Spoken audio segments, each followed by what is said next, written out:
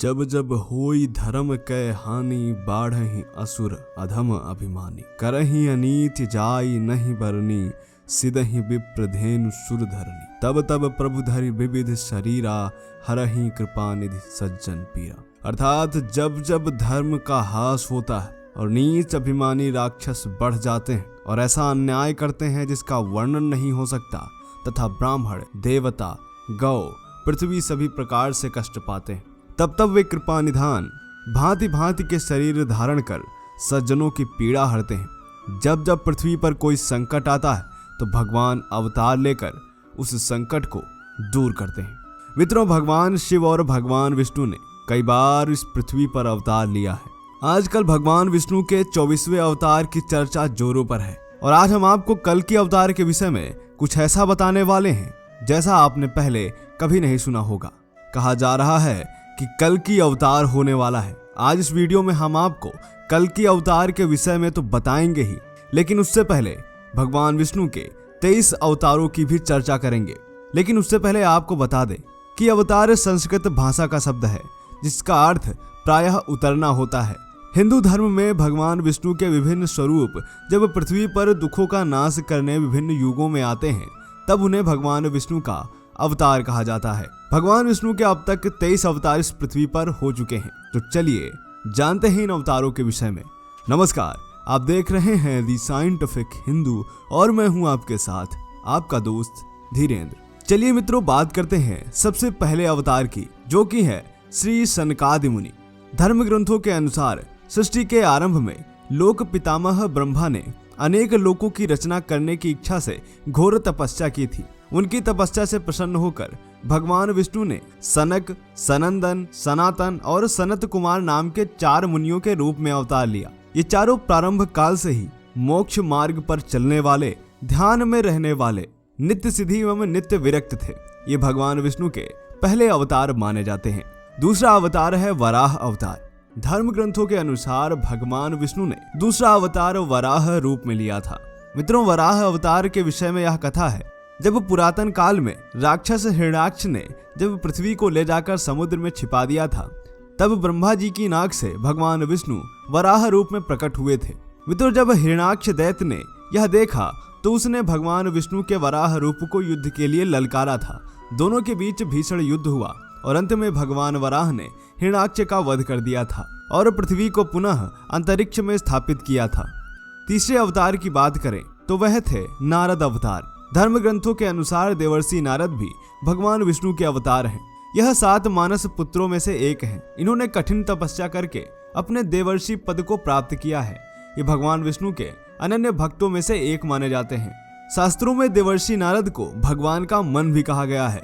श्रीमद् भागवत गीता के 10वें अध्याय के 26वें श्लोक में स्वयं भगवान श्री कृष्ण ने इनकी महत्ता को स्वीकार करा है और कहा है, देवर्षि नाम च नारद, अर्थात देवर्षियों में मैं नारद हूँ। चौथा अवतार था नर नारायण का अवतार।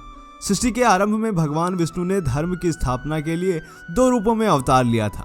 इस अवतारों में वे अपने मस्तक पर जटा धारण किए हुए थे। उनके हाथों में हंस, चरणों में चक्र एवं वक्ष स्थल पर श्रीवत्स के चिन्ह थे। उनका संपूर्ण वेश तपस्वियों के समान था। यह भगवान विष्णु का चौथा अवतार था, जिसे नर नारायण के रूप में जाना जाता है। 5वां अवतार था कपिल मुनि का। कपिल मुनि के पिता का नाम कर्दम व माता का नाम देवहूति था। सरसैया पर पड़े हुए भीष्म पितामह के शरीर त्याग के समय वे वेदज्ञ व्यास आदि ऋषियों के साथ वहां पर कपिल मुनि भी उपस्थित थे। भगवान कपिल के क्रोध से ही राजा सगर के 60,000 पुत्र भस्म हो गए थे। कपिल मुनि भागवत धर्म के प्रमुख आचार्यों में से भी एक हैं। भगवान विष्णु का 6ठा अवतार था दत्तात्रेय अवतार। मित्रों, एक बार माता लक्ष्मी, पार्वती व सरस्वती को अपने पातिव्रत्य पर अत्यंत गर्व हो गया था। भगवान ने उनका अहंकार नष्ट करने के लिए लीला रची थी।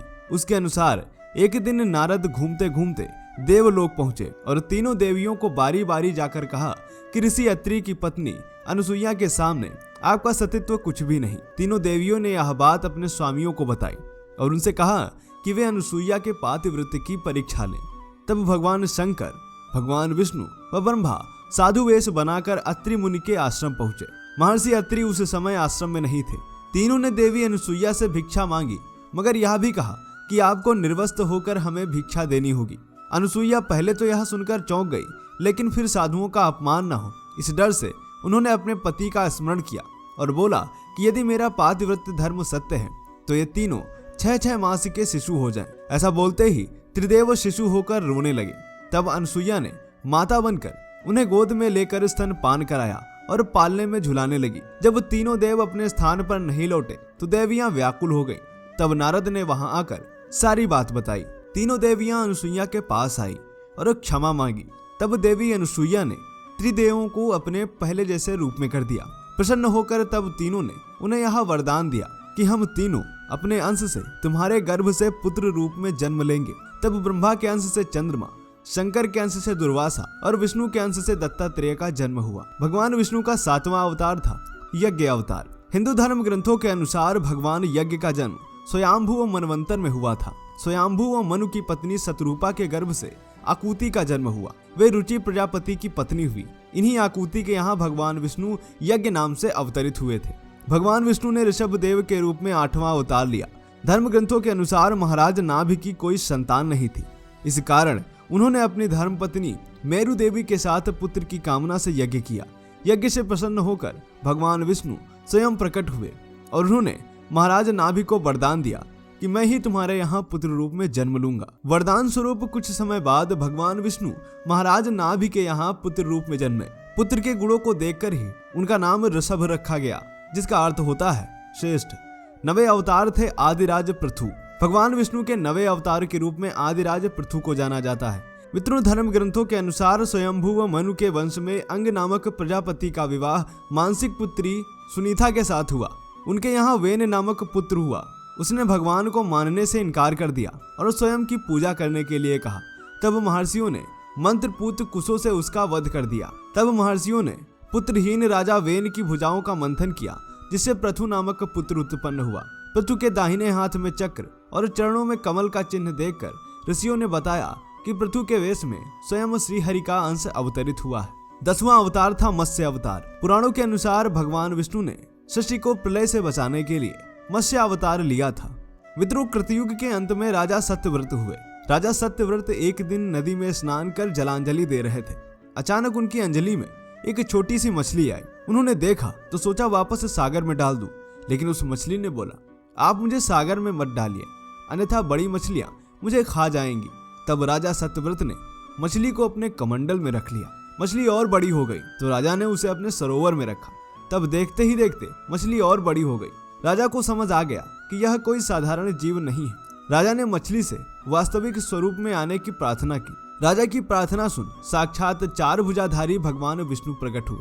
उन्होंने कहा कि ये मेरा मत्स्य अवतार है और कहा कि सुनो राजा सत्यव्रत, आज से 7 दिन बाद प्रलय होगी। तब मेरी प्रेरणा से एक विशाल नाव तुम्हारे पास आएगी। तुम सप्त ऋषियों, औषधियों, बीजों व प्राणियों के सूक्ष्म शरीर को लेकर उसमें बैठ जाना। जब तुम्हारी नाव डगमगाने लगेगी तब मैं मत्स्य के रूप में तुम्हारे पास आऊंगा।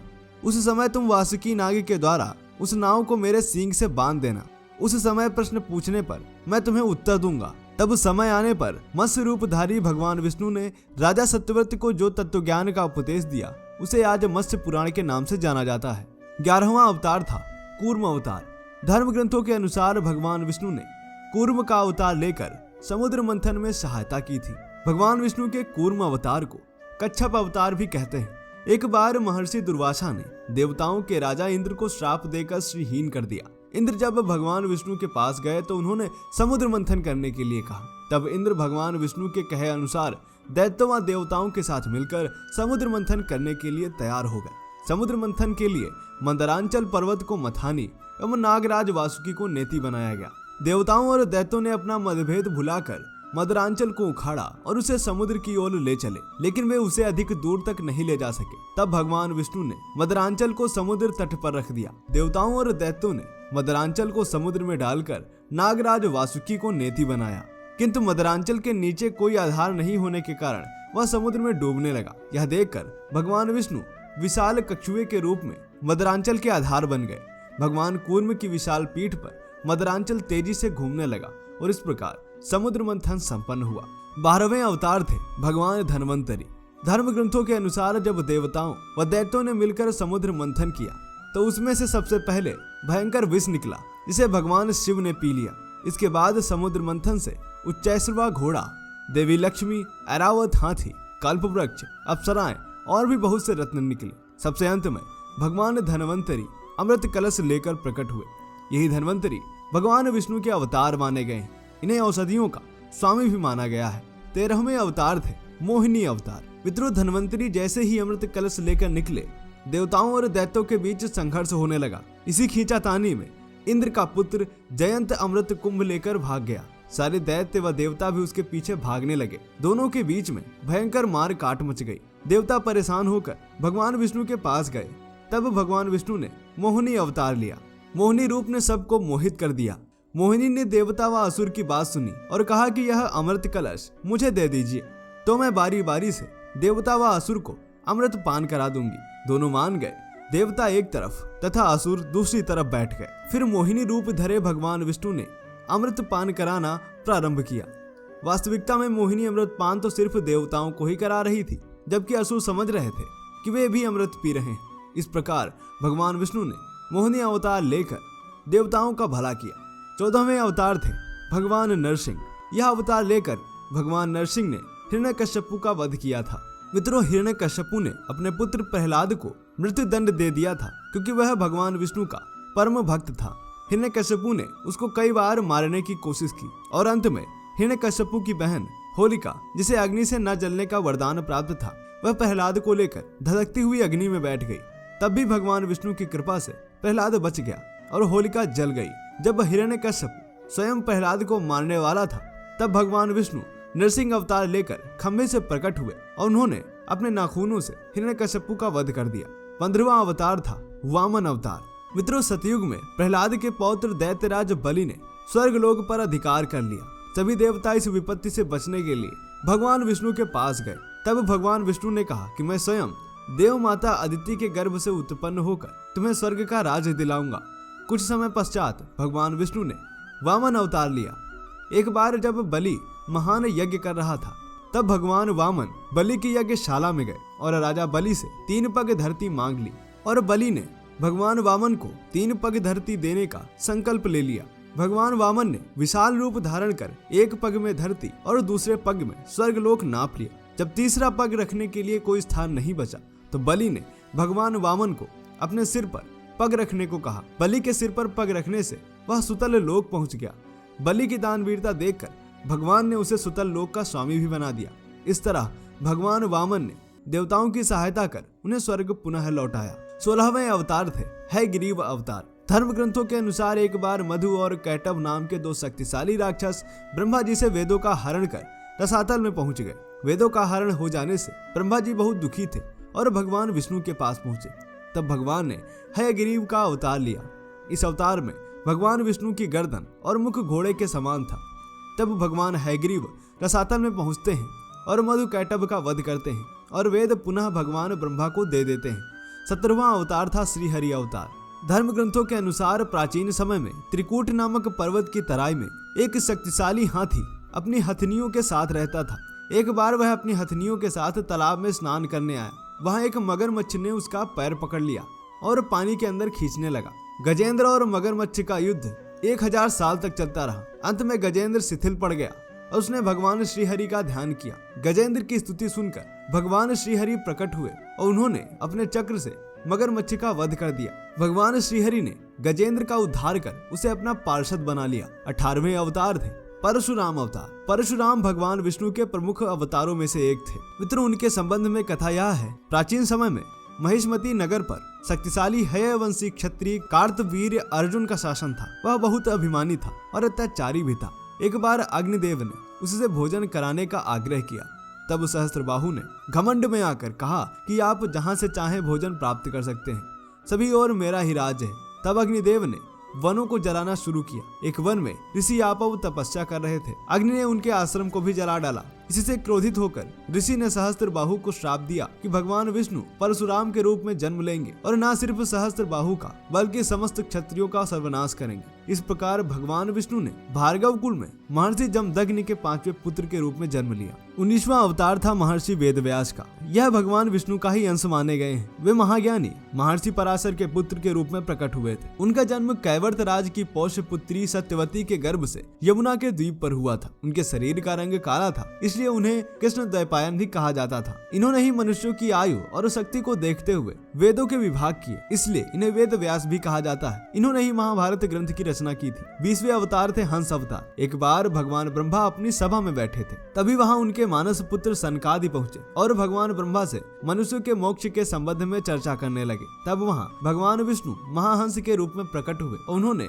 सनकादि मुनियों के संदेह का निवारण किया। इसके बाद सभी ने भगवान हंस की पूजा की। इसके बाद महाहंस स्वरूपधारी श्री भगवान अदृश्य होकर अपने पवित्र धाम चले गए। 21वां अवतार था भगवान श्री राम का। त्रेता युग में राक्षस राज रावण के वध के लिए उनका जन्म हुआ था। त्रेता युग में राक्षस राज रावण का बहुत आतंक था, उससे देवता भी डरते थे। उसके वध के लिए भगवान विष्णु ने राजा दशरथ के यहाँ माता कौशल्या के गर्भ से पुत्र के रूप में जन्म लिया। इस अवतार में मर्यादा का पालन करते हुए उन्होंने अपना जीवन यापन किया और कई राक्षसों का वध भी किया। वह पिता के कहने पर वनवास चले गए। वनवास के समय ही रावण ने उनकी पत्नी सीता का हरण कर लिया। सीता की खोज में वह लंका पहुंचे। वहां भगवान श्री राम और रावण का घोर युद्ध हुआ, जिसमें रावण का वध हुआ। इस प्रकार भगवान विष्णु ने राम अवतार लेकर देवताओं को भयमुक्त किया। 22वां अवतार था भगवान श्री कृष्ण का, जो कि द्वापर युग में हुआ था और यह अवतार लेकर उन्होंने अधर्मियों का नाश किया। भगवान श्री कृष्ण का जन्म कारागार में हुआ था। उनके पिता का नाम वासुदेव और माता का नाम देवकी था। कंस का वध भी भगवान श्री कृष्ण ने ही किया।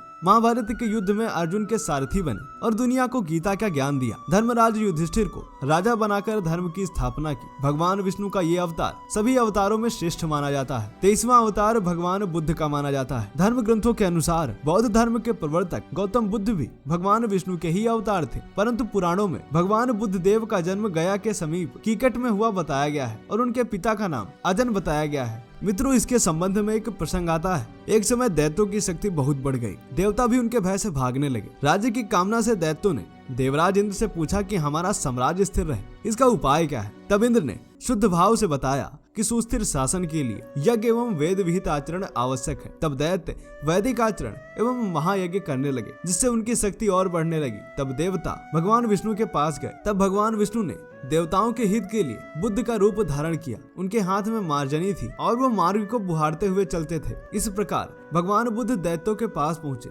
उन्हें उपदेश दिया कि यज्ञ करना पाप है, यज्ञ से जीव हिंसा होती है, यज्ञ की अग्नि से कितने ही प्राणी भस्म हो जाते हैं। भगवान बुद्ध के उपदेश से दैत्य प्रभावित हुए। उन्होंने यज्ञ व वैदिक आचरण करना छोड़ दिया। इसके कारण उनकी शक्ति कम हो गई और देवताओं ने उन पर हमला कर अपना राज्य पुनः स्थापित कर लिया। 24वां अवतार कल्कि अवतार माना जाता है। धर्म ग्रंथों के अनुसार कलयुग में भगवान विष्णु कल्कि के रूप में जन्म लेंगे। कल्कि अवतार कलयुग व सतयुग के संधि काल में होगा। यह अवतार 24 कलाओं से युक्त होगा। पुराणों के अनुसार कहा जाता है कि उत्तर प्रदेश के मुरादाबाद जिले के संभल नामक स्थान पर विष्णुयश नामक तपस्वी ब्राह्मण के घर भगवान कल्कि पुत्र के रूप में जन्म लेंगे। कल्कि देवदत्त नामक घोड़े पर सवार होकर संसार में सभी पापियों का विनाश करेंगे और धर्म की पुनः स्थापना करेंगे। तो मित्रों, आज हमने आपको बताया भगवान विष्णु के 24 अवतारों के विषय में। मिलते हैं आपसे अगले वीडियो में। तब तक के लिए जय हिंद, जय भारत, वंदे मातरम।